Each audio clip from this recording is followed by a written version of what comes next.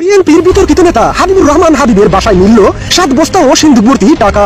এবার রেবের জালে আটকা পড়ল বিতর্কিত এই বিএনপি নেতা।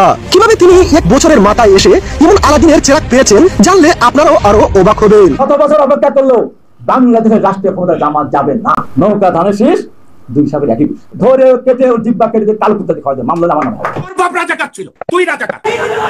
দর্শক, এতক্ষণ পর্যন্ত আপনারা ভিডিও টাইটেল ও থাম্বনেল দেখে বুঝে গিয়েছেন এবং ভিডিওর ইন্ট্রোতে বুঝে গিয়েছেন যে আজকে কোন বিষয়ে কথা বলতে চাচ্ছি। দেশের বর্তমান বৈশ্বিক যেই পরিবর্তন কিংবা দেশের বর্তমান যেই পরিস্থিতি, সেই পরিস্থিতি নিয়ে আজকের মূল ভিডিওটি। ধৈর্য সহকারে দেখতে থাকুন সম্পূর্ণ ভিডিওটি। আর এরকম নতুন নতুন ভিডিও পেতে অবশ্যই চ্যানেলটিকে সাবস্ক্রাইব করে পাশে রাখা বেল বাটনটি অন করে দেবেন। যদি আপনাদের কোনো মতামত থেকে থাকে অবশ্যই জানাবেন কমেন্টস বক্সে। তো চলুন দর্শক, একের পরে এক গুরুত্বপূর্ণ ভিডিওটি আমরা দেখে আসি। রাজধানীর মিরপুরে বিএনপি চেয়ারপারসন খালেদা জিয়ার উপদেষ্টা এবং দলের ভাইস চেয়ারম্যান হাবিবুর রহমান হাবিবকে গ্রেফতার করেছে র্যাব। নৌকা ধানের শীষ দুই সাবের একই ধরে কেটে জিব্বা কেটে কালকুত্তা খাওয়া যায়, মামলা জামানো হয়। 500 টাকা ট্যাক্স দিয়ে করেন।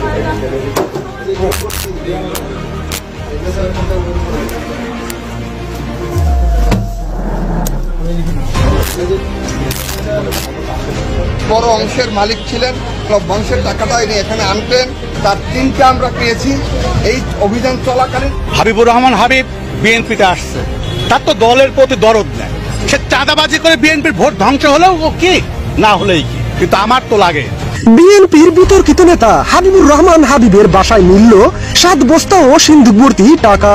এবার রেবের জালে আটকা পড়ল বিতর্কিত এই বিএনপি নেতা। কিভাবে তিনি 1 বছরের মাথায় এসে এমন আলাদিনের চেরাগ পেয়েছেন জানলে আপনারাও আরো অবাক হবেন। দিন বদলায়, ক্ষমতা বদলায়, কিন্তু চাঁদাবাজি বদলায় না, এটাই আসলে বাস্তব। 5 আগস্ট শেখ হাসিনার পতনের পর বিএনপির চাঁদাবাজিতে অতিষ্ঠ সাধারণ মানুষ। এবার বিএনপির এক বিতর্কিত নেতা হাবিবুর রহমান হাবিবের বাসায় রেবের অভিযানে পাওয়া গেল 7 বস্তা ও সিন্ধুক ভর্তি টাকা। রীতিমতো অবাক রেব কর্মকর্তারা। জানা গেছে চাঁদাবাজির পাশাপাশি আওয়ামী লীগ নেতাদেরকে দরিয়ে দেওয়ার বয়ভীতি দেখিয়ে বিপুল পরিমাণ টাকা হাতিয়েছেন তিনি। অবশেষে শেষ রক্ষা আর হলো না তার। বিভিন্ন সময় আওয়ামী লীগ নিয়ে গলা উঁচিয়ে বড় বড় কথাবার্তা। ক্ষমতায় যাবার আগেই জামাত ও এনসিপি কে প্রকাশ্যে হত্যার হুমকি বিএনপি নেতা হাবিবুর রহমানের, যা দলের ভাবমূর্তি নষ্ট করেছেন তিনি।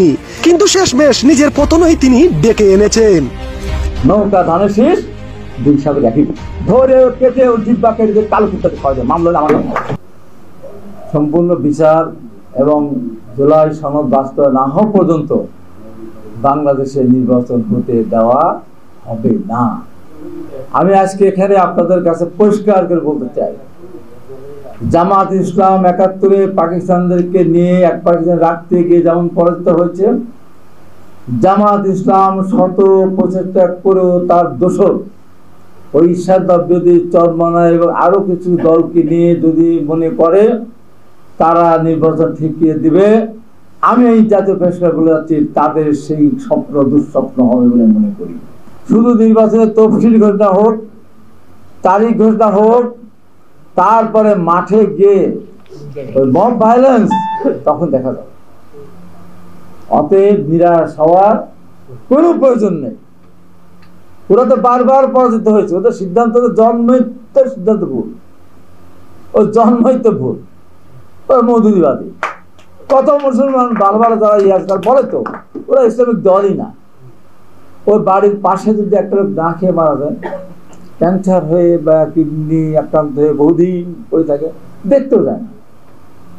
নিজের ভাইও যদি হয় তাও দেখে না, যদি জামাত না করে, শিবির না করে। দেখেন তো আপনার বাংলাদেশ, দেখেন তো ইসলামী ব্যাংক বলেন, আপনার ইবনে সিনা বলেন, আপনার ওদের যে সমস্ত শিক্ষা প্রতিষ্ঠান বলেন, বিশ্ববিদ্যালয় বলেন, মেডিকেল কলেজ বলেন, কোচিং সেন্টার বলেন, একজন জামাতের বাইরে কেউ আছে? শত বছর অপেক্ষা করলেও বাংলাদেশের রাষ্ট্রীয় ক্ষমতা জামাত যাবে না। বলতেন বিএনপি জনপ্রদা ধস নামছে, তারেক রহমান দেখিয়ে দিয়েছে। আওয়ামী লীগ বারবার বলতো যেদিন ক্ষমতা ছাড়বে 5 লক্ষের বেশি মানুষ মারা যাবে, রাস্তায় লাশ হয়ে থাকবে, রক্ত বয়ে যাবে, সবাই মনেও করেছিল। যেদিন বিদায় হলো, আমি একটা জেলার আহ্বায়ক হিসেবে আমাদের উপর নির্দেশ না আসলো, আপনার বোনকে ধর্ষণ করতে পারে, বাবাকে হত্যা করতে পারে, ভাইকে গুম করতে পারে, আবার জমি দখল করতে পারে, পুকুরে মাছ মেরে নিয়ে যেতে পারে, আপনি এলাকা ছাড়া করতে পারে, আপনার হাত কেটে দিতে পারে, চোখ উপড়ে দিতে পারে, তারপরও আইন হাতে তুলে নেবেন না।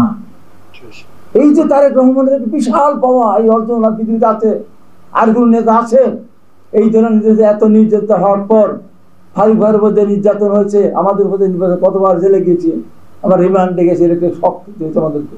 পৃথিবীর ইতিহাসে মানুষ আন্দোলন করে সরকার পরিবর্তন করে, সরকারের বিরুদ্ধে আন্দোলন হয়। আর বাংলাদেশে বিএনপির বিরুদ্ধে ক্ষমতা যাওয়ার আগে বিএনপির পতনের জন্য বাংলাদেশে আন্দোলন শুরু হয়ে গেছে, সমস্ত রাজনৈতিক দল বিএনপির রাস্তায় নেমেছে।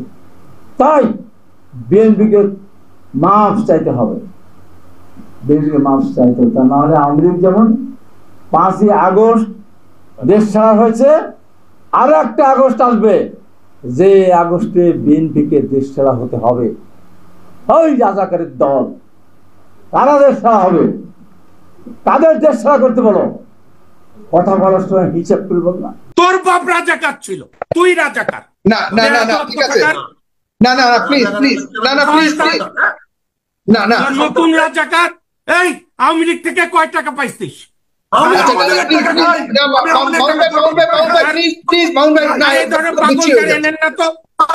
এই ধরনের একটা উন্মাদ মামলা করার জন্য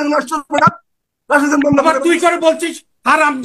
প্লিজ এটা কথা বলা ঠিক না, কথা বলা ঠিক না, প্লিজ আমাকে না না না না না, উনি আপনার প্রতি সম্মান, আমাদের সর্বোচ্চ সম্মান রয়েছে যারা নতুন রাজাকার আওয়ামী লীগের না না প্লিজ প্লিজ ঠিক আছে।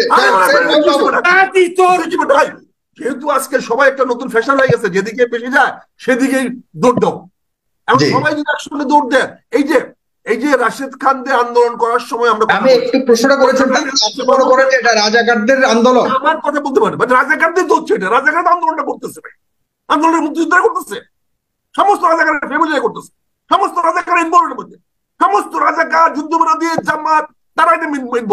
এর বাইরে কেউ আছে? রাশেদ খান কিভাবে কথা, আমাকে কথা বলতে দেন, আপনি শুনেন। রাশেদ খানরা যখন আন্দোলন করছিল তখন আমরা একই কথা বলেছিলাম, তখন আমরা টকশোতে কথা বলেছি, তখন আমরা বলেছি, এবং এই আন্দোলন মাঠে মারা যাবে তখন আমরা বলেছি, এবং সেটা শেষ পর্যন্ত তারা কম্প্রোমাইজ করেছে যে সংসদে বসে প্রধানমন্ত্রী বক্তব্য দিলে হবে।